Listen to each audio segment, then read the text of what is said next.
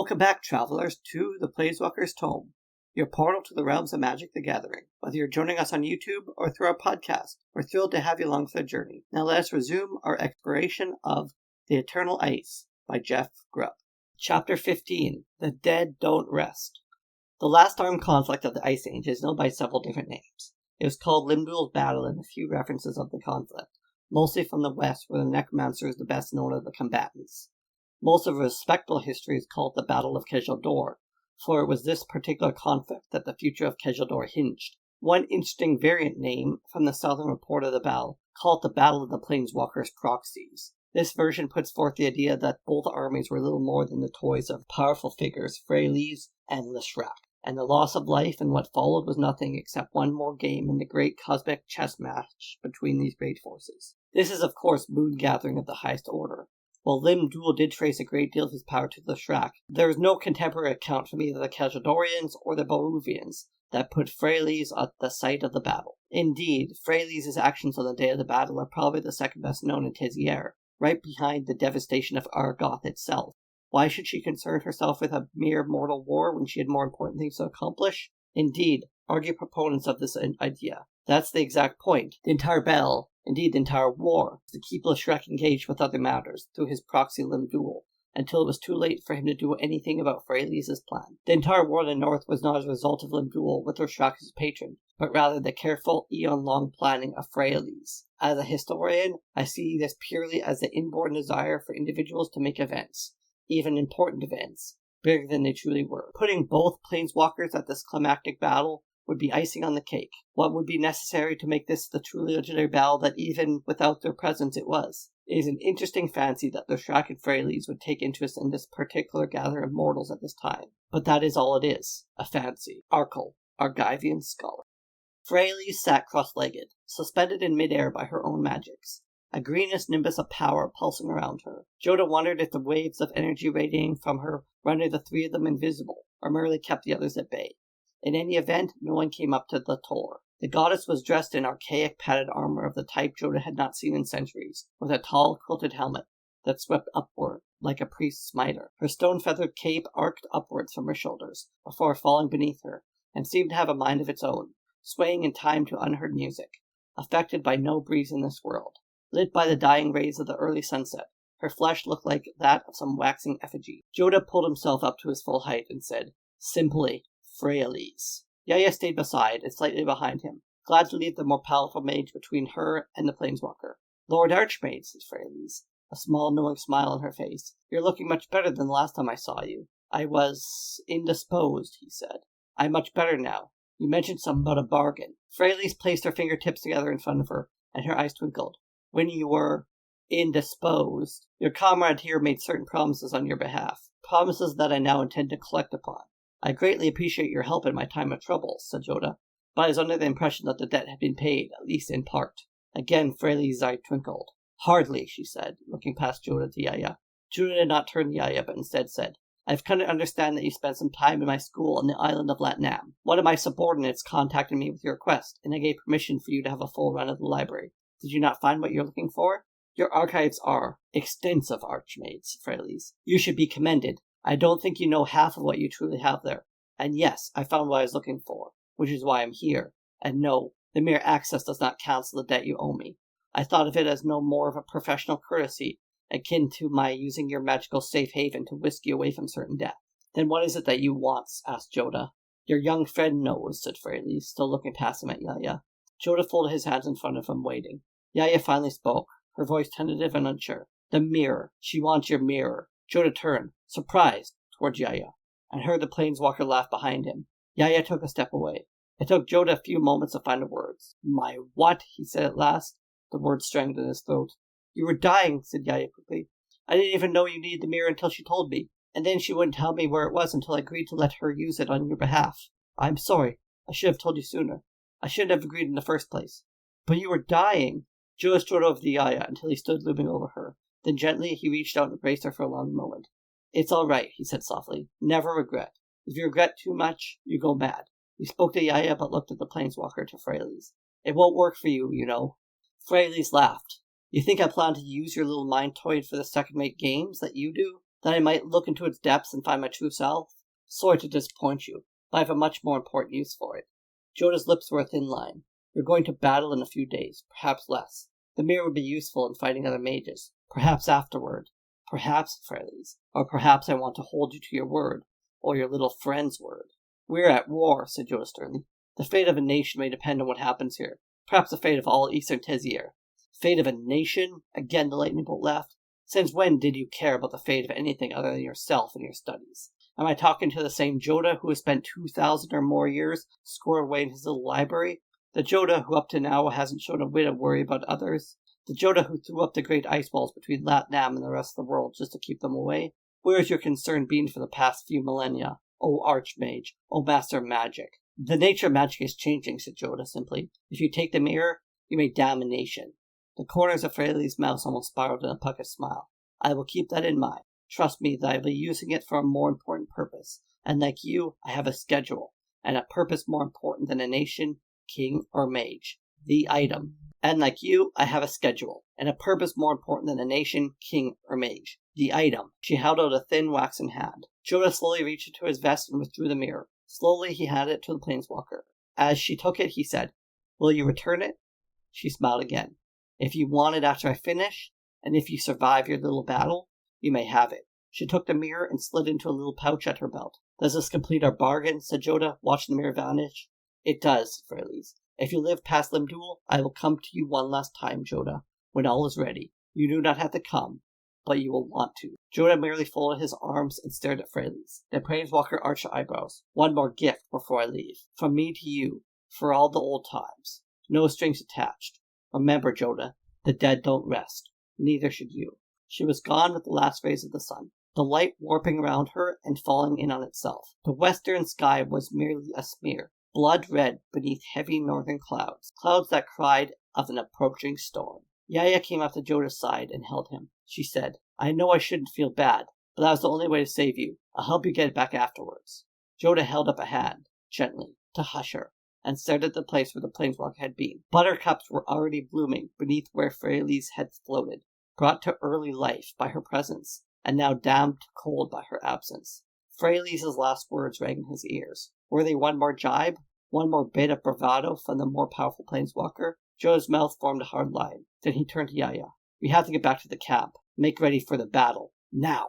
What? Said Yaya, but she was talking to empty space. The archmage was already flying down the hill, his feet barely touching the frozen grass. Over his shoulder, Jodah shouted, The dead don't rest. Yaya chased after him, cursing Jodah's reluctance to explain himself once more. By the time Yaya reached the Keshadorian camp, it was in an uproar. Across the way, bonfires started to blaze in the Balduvian camp as well. Then the Sky Knights returned with horrific confirmation. Limdul's forces were much closer than they thought, on the far side of the pass. They had crossed overnight and be upon them in the morning. The dead don't rest, but they do march and fight, and the makeshift alliance had to be ready for them. Dawn was a muddy, slow lightning beneath a steel-gray sky. The clouds covered from horizon to horizon, like thick wool, their undersides lit red by the dawn. With the dawn came Limdul's army, spilling out of the mountains like a flow of maggots from a rotting corpse. First came wave upon wave of the dead, ragged skeletons, their bones polished from exposure to the northern winds, and animated corpses, their flesh rotted and refrozen 100 times. The zombies' features were twisted in the pain of their death, and their eyes reduced to bright cinders in their darkened faces. The front line of the undead met the allied defenses head-on. The Keshadorians formed a hard center of steel and chain armor, flanked by the Balduvian barbarians. The armies had spent the cold night erecting what barricades they could manage and entrenching in the frozen ground. Gusta had some of her mages working on defensive spells, until Jodah stopped her. There would be no time to rest before the Necromancer's forces arrived, and the mages would need their power for the battle yet to come. Now Jodah was behind the center with half of Gusta's mages, while Yaya was with La Vista's barbarians on the right flank, and the other half of the barbarians on the left, under Gusta's nominal command. With the remainder of her mages, Farchild seemed to be everywhere that evening, riding up and down the line, encouraged both Keshadorian and Balduvians, telling them to throw back the advancing undead, not to let them pass, nor press their own assault until the signal horn had sounded. Now with the morning, the undead hit the front lines like a wave, sudden, silent, and deadly. Had the allies not been prepared, the legion of corpses would have quickly surrounded and decimated both armies. Yet now they hit the roughly hewn defenses and ready spears, and were caught like flies in amber. Behind them, more of their brethren piled onto the field, dragging their shambling corpses forward onto ready swords. Jodah had warned Valchild and Cold Eyes of this tactic. Limdul had enough undead to throw away, and these were just to soften up the allied forces. Already the tide of undead was ebbing, as living warriors sought to burn their fallen enemies where they fell. The bonfire soon spread, forming a wall of flame containing Limdul's hordes. Newly arrived undead crawled through the flames, driven by the divine madness of their master, immolating themselves as they tried to reach their prey. They too were thrown back in a dozen places. The center and both flanks held, solid against the wave of undead. Yet Jodah was still concerned. The real assault had yet to come. The assault was heralded by the sound of screaming from above. The ghostly mounts swooped down low over Keldorian lines, hoping to frighten the soldiers and draw fire from the mages. Mages took the haunt in a dozen places along the lines as various wizards sought to take an easy kill from their foes. Fireballs and blue bolts of energy lofted skywards. Most missed, one or two hit, and brought the undead rider to the ground, where they were immediately swarmed by guardsmen and barbarians. Jodah knew that this was a fair trade in Limdul's eyes, a single creature in exchange for a wizard's spells. The necromancer had more than enough creatures, while each mage might need their spells later on. Jodah understood the desire. He wanted to clear the field with a well-chosen spell himself, but magic would be needed later, at the most critical time. He hoped Yaya would remember his warning and hold back as well. The Keldorian response to the airborne assault arrived, in the form of Sky Knights, diving from above on their giant hawks. The spectres were startled, and more than a few were swept from their mounts, their bodies raked by steel-shod claws. The rest took to their heels, flying low back over the advancing forces of the undead. Many of the Sky Knights pursued. Behind him, Jodah heard the recall signal from the Great Horns. About half of the Sky Knights heeded the signal, while the other half continued their pursuit. The spectres were in full flight now, pulling back to a small black hill that had not been there before. Jodah found himself shouting, knowing that he could not be heard at that range, as the foolhardy Sky Knights came too close to the black hillside. Then there was a great fireball, one that lit up the morning sky and scorched the cloud above. A dozen or so Sky Knights fell from the sky, flaming. Limdul had at last arrived on the battlefield. The black hill was his mount. He rode a great step pyramid, a ziggurat crafted of black wood and carried by 100 undead slaves. It was a constructed mountain, and at apex rode Limdul, beneath a great black canopy. Though not in range of any spell the archmage had, Jodah saw the huge armored form of Chaska, the keeper, one step down, all in black save for a reddish sleeve along one arm, the arm that Jodah had severed. Another figure, dressed in Keldorian armor, stood one step below the keeper, Avrine Garrison, leader of the traitious Knights of Stormgarld. Now the true assault began. The first wave had consisted of the weaker Limduls and dead, little more than skeletal frames decked in frozen tattered skin. Now came the more finely formed creatures, hulking fiends with bruised flesh and skeletons of black polished bones. These did not fall away at the first blow of the sword, but sought to crawl up the blade that skewered them to attack the sword's wielder. Now the line began to buckle and waver in a dozen places, and both Jodah and Varchad were dispatched to various parts of the line to shore things up. Despite himself, Jodah found himself using spells, a small healing here, a bit of restoration there, cursing himself for winning away every bit of mana that might be useful later. Now there were zombied warriors among the undead, warriors whom the Keldorians recognized. Their new faces were old comrades, restored to a semblance of life, and fighting on Limdul's side. Their once animate faces now drawn into twisted parodies. There were others as well, more freshly dead, members of the Stormguard Cabal, their pallid flesh pierced and twisted at the webs of their new masters. Jodah found himself among the Order of the Sacred Torch when a handful of ashen ghouls, their smoke-grey faces made them look like undead monkeys, assaulted them. The leader of the ghouls was formerly a man named Clausen, still bedecked in Sacred Torch armor. His eyes had been removed and replaced with iron balls, from which dripped short lengths of chain like cast iron tears. Still, none who had served under men could fight him, and the unit became to waver and fall back. Jodah cursed himself for having to waste a spell, but he reached his eyes himself and pulled back a red ball of mana, flinging at the undead commander. Clausen's chain-bound corpse went up in flames immediately, its pale flesh catching like tallow. The troop rallied the battle to the ghouls, yet Jodah still had to find the Order's young leader, Klazin Jansdaughter, to lead the troops in a counterattack and drive the undead from the barricades.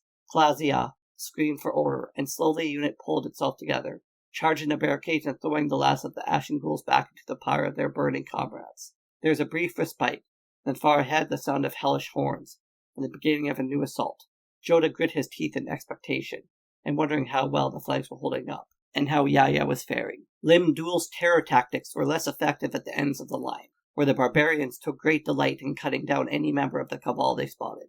Knowing they would be thanked in case for killing Kajaldorians, in front of Levisa's unit, Lim-Dul's blue lacquered skeletons were led by a luckless cabal member. The tribesmen leaped the barricades to rush out to fight the skeletons, and the leader of the charge took down the Stormguard warrior when drove his two-headed axe. Yaya joined the defense, armed with one of the Kajaldorian rune-carved swords. The mystic skirmishers had split up along the barricades early in the fight, and now the occasional lightning strike or trilling whistle of magical energy revealed their presence. Yaya, for her part, husbanded her spells. Jodah was explicit on the need to not be drawn out by Lim-Dul, not to waste magic. So far she followed his advice. Now another company of dead were on top of the barricades, the skeletal warriors climbing upon the falling dead to overtop the defenses. Yaya raised her blade and charged forward as the unit's treacherous leader topped their eyes. Yaya stumbled to the halt. She recognized his traitor. "Hello, Yaya," said Belinda Dan's daughter, still wearing the Sky Knight armor that Yaya had last seen her in. Her face was grey, and the flesh had been torn away at both cheeks, hanging like pennants along her jawbones. Her eyes were dead things. The undead figure smiled, but only half the muscles in her face were working. "I was hoping I would meet you here," said the undead Sky Knight, and effortlessly brought her blade around. At the last moment, Yaya raised her own blade and caught the Sky Knight's sword, wrenching her shoulder to deflect the weight of the blow. Belinda's manner and speech was calm, but her attacks were deadly and direct. "Belinda," Yaya spat through gritted teeth, "fight this. Don't make me do this." "You should be fighting alongside us," said Belinda, bringing her blade down on Yaya with a powerful overhead hack. Yaya turned the assault, but staggered. Around them, the skeletal warriors had formed a pocket that the barbarians were now gleefully charging. "You should be fighting alongside us," said Belinda again. "You should be on the right side, not among the ice apes. Lim-Dul has shown us the way. You should be with us. You will be soon." Another blow, a thrust which Yaya dodged at the last moment. Yaya cursed and mentally gathered herself, part of her mind recognizing that this was the most basic of the necromancer's tricks, to set them against former friends. But confronted with the reality of an old ally, she could not bring herself to kill Belinda. Belinda gave a lopsided grin. "Lim-Dul will take care of you. He wants you. All of you." A sweeping blow that was too broad, too easy to dodge. Yaya felt the tears well up in her eyes and launched herself at the undead Sky Knight, stepping into the path behind the blade. She thrust her rune-carved blade into her old friend's chest and felt it slide through the rotten organs up to the hilt. Yaya twisted the blade and dragged it at an angle out, tearing a gaping hole in the undead thing's belly. Belinda looked down at the dead grey organs that spilled from her chest and stomach. She nodded and looked up at Yaya. The Sky Knight's eyes lit up with recognition, but only for a moment. "Thank you," said Belinda. Yaya screamed and brought her sword about in a single stroke at the neck level. The Sky Knight's head struck the ground only moments before her body collapsed. Yaya fell to her knees, covering her mouth to keep the gorge down. She had forgotten about the other skeletal warriors, about the battle, about the war. She started at the unmoving corpses until she heard her name being called. "Ballard!" shouted Levisa, cold eyes. "Have you been stricken?" "No," she shouted, shook her head. "Just a tough opponent." "Then burn the damn thing and let's move," shouted the barbarian leader. Yaya looked around. The rest of Belinda's unit had been crushed, and now more warriors on the right flank were pushing forward. Yaya looked around. The rest of Belinda's unit had been crushed, and now more warriors on the right flank were pushing forward. Yaya had seen no signal for them to advance, but the barbarians were not waiting. Already barbarians were over the barricades among the undead units, cutting wide swaths in their path. The task-mate grabbed Levisa by the sleeve of her battle gown. "We're supposed to wait for the signal," she shouted. The Paduvian chieftain shook her head. "You may as well argue with an avalanche as call off a charge by my tribesmen. The best we can do is ride it out." The great blonde-haired woman raised her sword and motioned for the entire flank to advance. "I've got a keg of fine ale riding on this battle," said Louisa Cold Eyes with a grin, "and a good mount. All I need is to collect Lim-Dul's head." On the left side of the line, Gusta Ebbsdaughter was screaming at the barbarians, holding them in place through threats and sheer willpower. The undead warriors were battering their position like the ocean against the icebound cliff, but they were throwing them back again and again. She screamed at her mages as well. The unit of wizards was wasting its power. They'd been the most successful against the airborne specters, but already some members were spellless, unable to summon any more of their magical energies. Gusta ordered them back from the line, then bellowed at the barbarians to keep them from following. Unfortunately, she was using her spells as well. A wall of ice to hold a weak part of the barricade, an illusion of flying men to distract the enemy as reinforcements were brought up. a roiling coal of hot mist sent into the enemy lines in hopes of poaching them before they arrived. Each time she cast a spell she cursed. She is no battle mage, but casting spells was all she could do. Each time there was a crisis, the immediate answer to the problem was a spell, and it came to her naturally. There's no time to think of other answers. There's an explosion to Gusta's right, towards the Kajadorian part of the line. Flames and smoke flickered upwards as Limdrul's forces exploded something. Shouting to hold the line, Gusta ran towards the smoke. A huge device, probably goblin power, had been detonated near where the Kajadorian lines met Gusta's half of the barbarians. A huge crater now gutted the barrier there. The limbs of both sides scattered about its periphery. The undead surged into the crater, ranks of skeleton warriors and zombified farmers slodging forward mindlessly into the pit. More followed, walking onto the backs of their fallen foes, driving them deeper into the melted soil of the crater. Limdrul could do that, Gustava realized. He could throw away so many troops just to allow the others through. She turned towards the barbarians and barked a command. The undead had to be stopped here. Their side of the crater would be the new defensive line. Then she heard someone call her name. A familiar voice. Avram Garrison strode toward her, his blade unsheathed, effortlessly stepping across the backs of the corpse warriors in the pit. He called to her again. Gusta, Ebba's daughter, he cried. How can you betray Keshador like this? How can you ally with your people's enemies? His face was as grey as his beard, and his mouth was drawn back in a hellish rictus. His eyes were unforgiving steel spheres, but Gusta knew him by his voice and by his taunts. You are the only enemy here, Garrison, snarled Gusta, despite herself launching a coral of ice from her fingertips. The magical arrow smashed into Garrison's chest. The leader of the Knights of Stormguard only laughed, and a pen around his neck glowed with deathly pale radiance. You're going to have to do better than that, traitor, snapped Garrison, pulling his broad-handled blade free of its scabbard. You and your weak king. We will return Keshador to its true heroes. Gusta shouted a curse and flung another ice-form missile at the undead warrior, then a third. The third caused him to wince and stagger, which gave Gusta hope, but the fourth only splattered harmlessly against his armor. The pennant glowed a brilliant white now. Basic spellcraft, wizard. You don't have enough power to overwhelm my defenses, and by the time you do, you and your snow ape allies will be dead. You'll be fighting alongside me very soon, Gusta. Make it easy for yourself. Don't let me hurt you more than I have to. His mock laugh carried over the bodies they trod upon. I'm sure we have a position for you, he said, his smile becoming even more wider as he towed the half-shattered skull of one of the zombies at his feet, as filler if nothing else. That was enough for the royal mage. Gusta bellowed like a barbarian shaman and unleashed an onslaught against the leader of the Stormguard.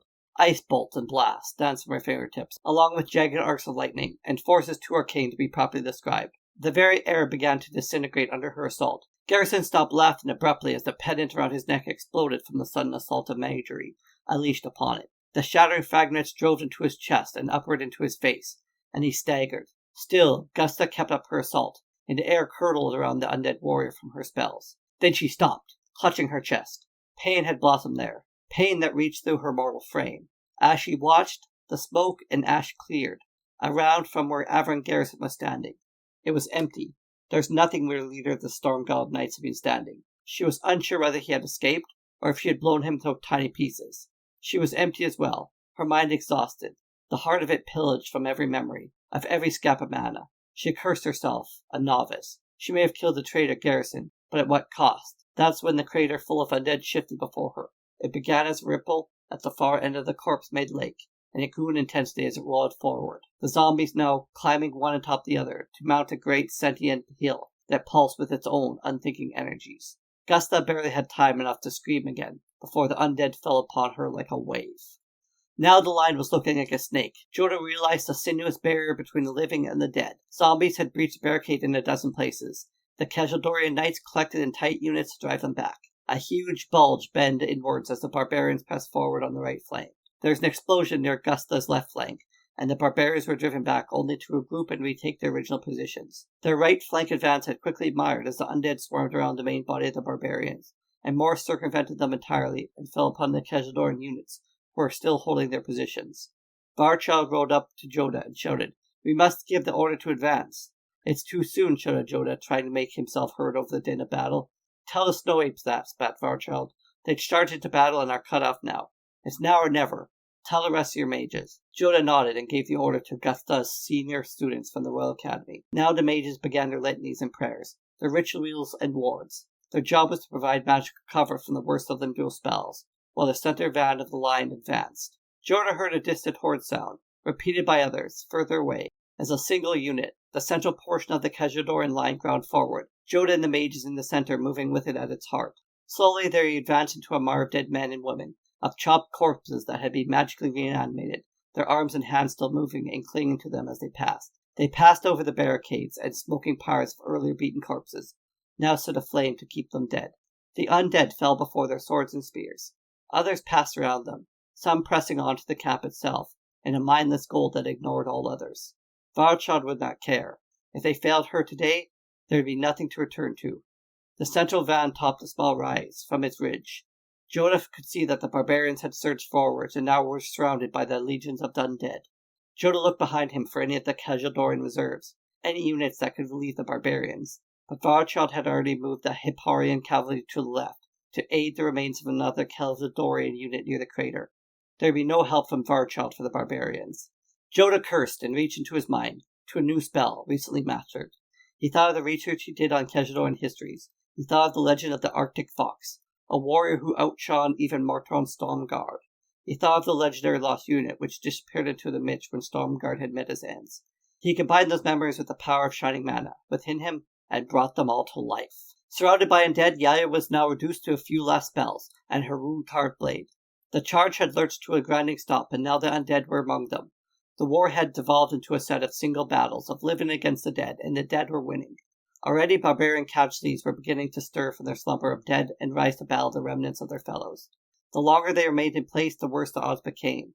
They had to advance now or retreat, and retreating would quickly become a rout. She hacked where she had to, used spell only when it could not be avoided, and tried not to think of Belinda Dan's daughter. Yaya immolated a wart-faced fiend in front of her, and looked for Lavisa Cold Eyes. The huge barbarian woman was surrounded, but taken down 2 and 3 enemies in each broad stroke of her battle axe. If Yaya could reach her, perhaps they could fight their way out of the trap they'd put themselves in. Then Yaya heard the horns. Not the Khajidoran horns, but wafting mystical horns. The horns out of memory. Mounted knights appeared on their left, and Yaya at first thought the cavalry was finally coming. Then her heart stuttered when she saw the horsemen were ghost-like and wraith-like. Fear then turned to relief, confusion as the armed undead cavalry slammed into Limdul's undead units, cutting through them like a scythe through wheat. Yaya saw the pale battle of the unit, and knew then for certain what was occurring. Jodah had recreated Jarkold's order, just as Limdul had animated the sages of his vault. The summoned warriors moved like wraiths, and their great horses streamed smoke from their nostrils. This was Jodah's doing. Yaya felt a chill run down her spine. Even Jodah was spending spells that were needed for the final battle of Limdul, and he had wasted one to save her. The undead melted away before them. Yaya reached Lavisa Cold Eyes, who raised her blade arms and gave a great whoop. The other surviving barbarians joined her, and the flank surged forward again. In the center, Jodah's units were coming under magical fire. Flame rolled over the sides of the protective wards the mages were putting up, but so far the only deaths were from combat. The undead were thickening here, and the units stumbled over the shards of bone and dismembered limbs. An airborne spectre swooped too low and was blasted from the sky. Still, Jodah advanced with the unit, hoping that they would be able to close with Limdul in time. Around them, the battle disintegrated beneath the waves of undead. Several bat-headed minions of Rashrak fell upon their company, and the advance almost halted as these abominations were hacked to pieces. One bit made his arm off at the elbow, but the young women still had the presence of mind to release a fireball in the beast's gullet, taking them both out. A band of skeletons played dead on the ground until the Khajidorans marched over them, then rose up within their ranks to attack. Again, the unit almost disintegrated before the assault could be stopped. Then came bowfire from the right, from a group of ash-faced undead in Khajidoran uniforms. Varchelev gave an order, and the remaining cavalry charged down that unit, but more mages were lost. Jodah felt sick, worn before they could reach Limdul's Black Pyramid. There was no world from Gusta on the left, and had lost sight of Yaya on the right. Valchad had been struck in the face, and blood streamed down from a wound just beneath her right eye. More fire exploded at the edge of their wards.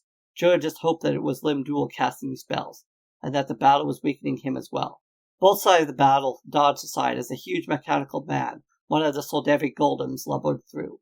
Arkham had made good in his promise to get it up and operational, but it looked like its life would be short. Some valve had struck, and the golem had become a copper-glowing juggernaut, burning everything near its red-hot copper body.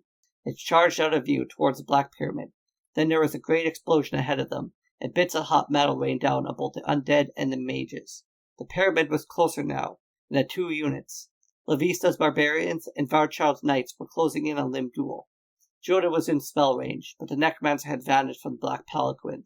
If Limdul had put any power into his Black Pyramid, destroying that would be a critical shot to his ability to continue. Jodah began to pull the power in on himself to call down a lightning storm upon the pyramid. It would take time to pull together the mana, to shape it into the right vessel, and set it towards his target. It was time that he did not have. First, there was a great flash of fire to his right, similar to those that had been washing over Jodah's unit without difficulty. Limdul had changed targets now, and a great fireball blossomed among the barbarians.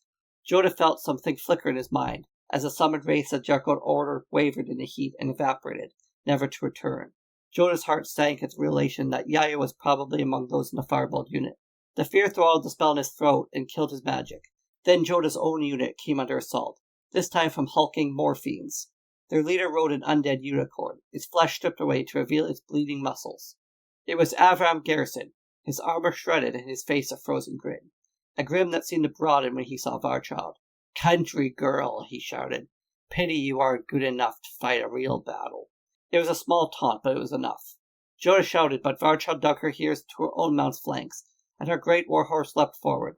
It was surrounded by the fiends, and Varchild was pulled from the saddle. The unit disintegrated immediately, with Varchild no longer at the helm. Some knights sprang forward to help their unhorsed leader, while others dug in.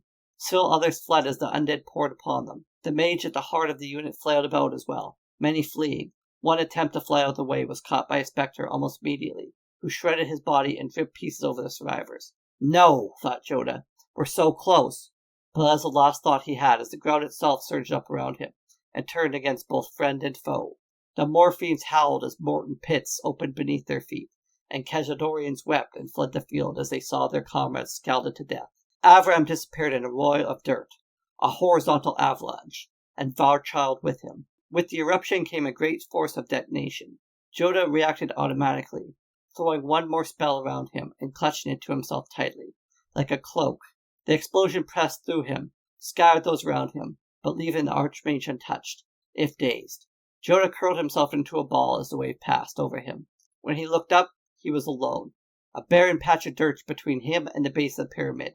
Standing on top of the lowest step was Limdul, magical energy still vanishing from his palms. Of course, thought Jodah, after everything else, Limdul would want the final battle to be between himself and Jodah, between old friends.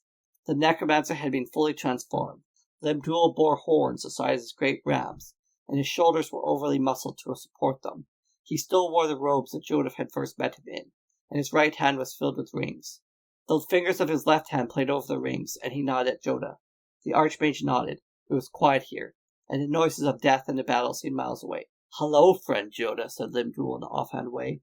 "Hello, necromancer," replied Jodah, pulling himself up from the blasted ground. "Or should I call you by your real name? Hello, friend Marisil." This concludes Chapter 15 of our saga. If you enjoyed the tale so far, don't forget to like, subscribe, and follow us on both YouTube and your favorite podcast platform. Your support means the world to us. Until next time, may your adventures be as boundless as the plains themselves. Thank you for listening.